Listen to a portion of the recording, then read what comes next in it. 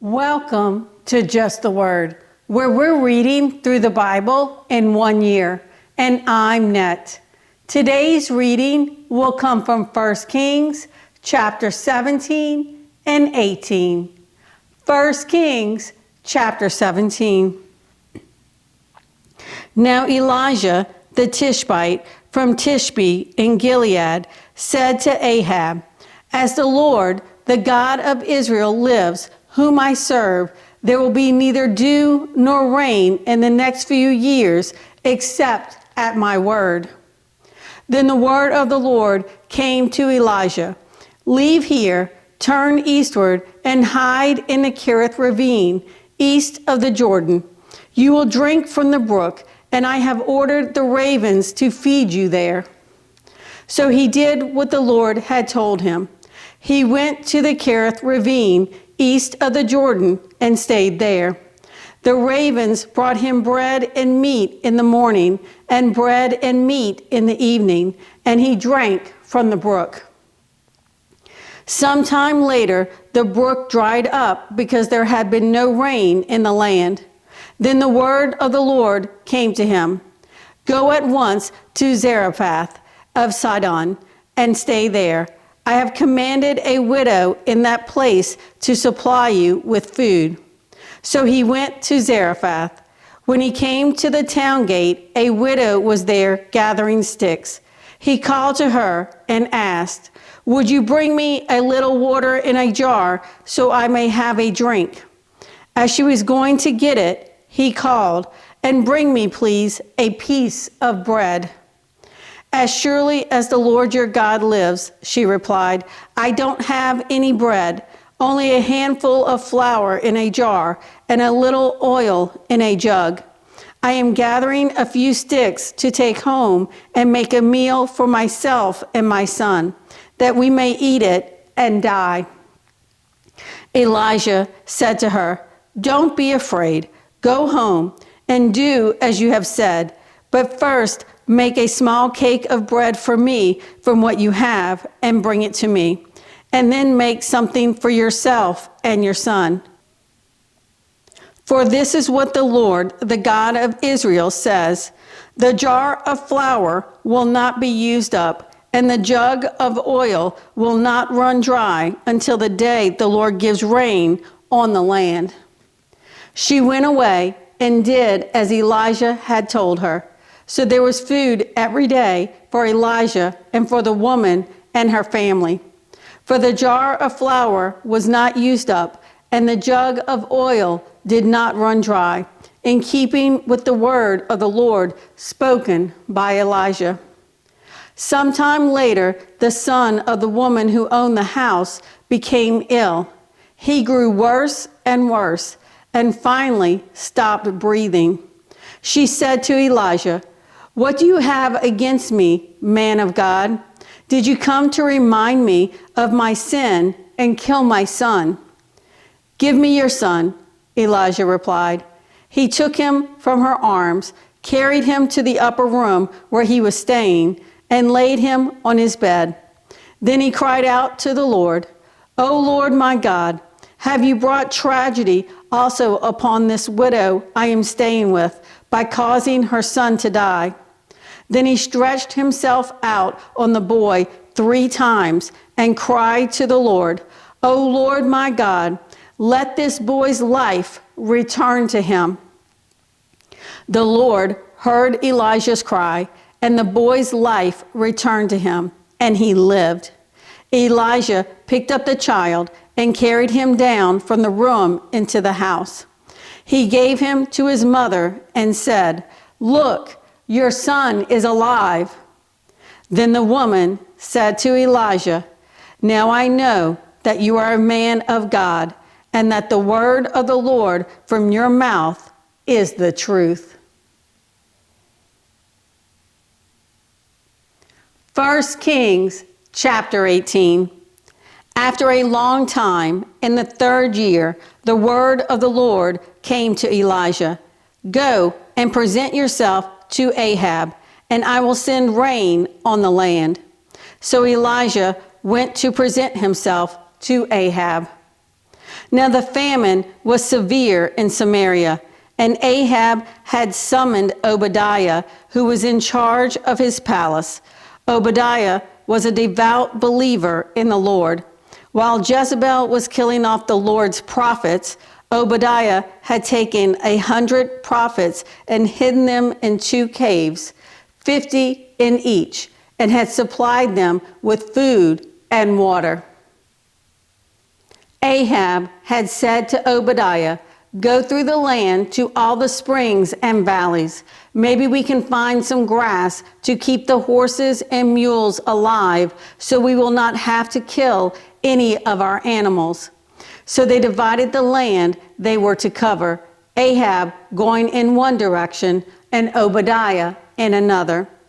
As Obadiah was walking along, Elijah met him. Obadiah recognized him, bowed down to the ground, and said, "Is it really you, my lord Elijah?" "Yes," he replied. "Go tell your master, Elijah is here." "What have I done wrong," asked Obadiah, "that you are handing your servant over to Ahab to be put to death? As surely as the Lord your God lives, there is not a nation or kingdom where my master has not sent someone to look for you. And whenever a nation or kingdom claimed you were not there, he made them swear they could not find you. But now you tell me to go to my master and say, 'Elijah is here.'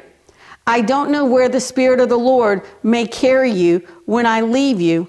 If I go and tell Ahab and he doesn't find you, he will kill me. Yet I, your servant, have worshiped the Lord since my youth. Haven't you heard, my Lord, what I did while Jezebel was killing the prophets of the Lord? I hid 100 of the Lord's prophets in 2 caves, 50 in each, and supplied them with food and water. And now you tell me to go to my master and say, 'Elijah is here.' He will kill me." Elijah said, "As the Lord Almighty lives, whom I serve, I will surely present myself to Ahab today."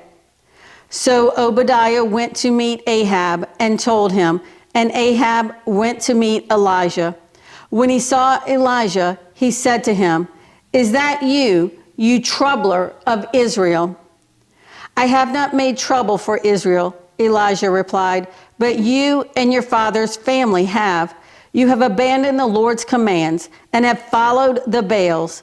Now summon the people from all over Israel to meet me on Mount Carmel, and bring the 450 prophets of Baal and the 400 prophets of Asherah who eat at Jezebel's table." So Ahab sent word throughout all Israel and assembled the prophets on Mount Carmel. Elijah went before the people and said, "How long will you waver between 2 opinions? If the Lord is God, follow him. But if Baal is God, follow him."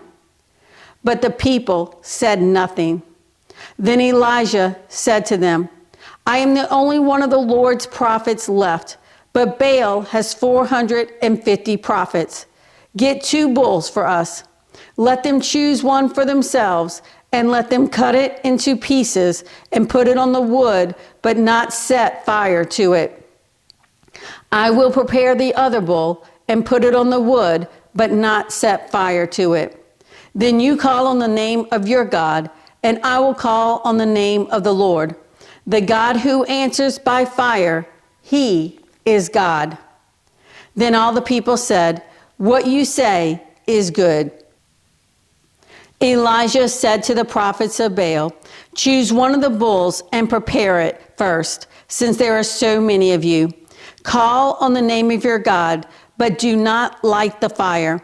So they took the bull given them and prepared it. Then they called on the name of Baal from morning till noon. "O Baal, answer us," they shouted.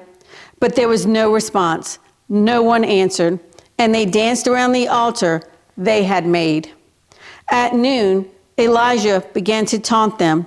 "Shout louder," he said. "Surely he is a god. Perhaps he is deep in thought or busy or traveling. Maybe he is sleeping and must be awakened." So they shouted louder and slashed themselves with swords and spears, as was their custom, until their blood flowed. Midday passed, and they continued their frantic prophesying until the time for the evening sacrifice. But there was no response. No one answered. No one paid attention. Then Elijah said to all the people, "Come here to me." They came to him, and he repaired the altar of the Lord, which was in ruins. Elijah took 12 stones, one for each of the tribes descended from Jacob, to whom the word of the Lord had come, saying, "Your name shall be Israel." With the stones, he built an altar in the name of the Lord, and he dug a trench around it, large enough to hold 2 seahs of seed. He arranged the wood, cut the bull into pieces, and laid it on the wood.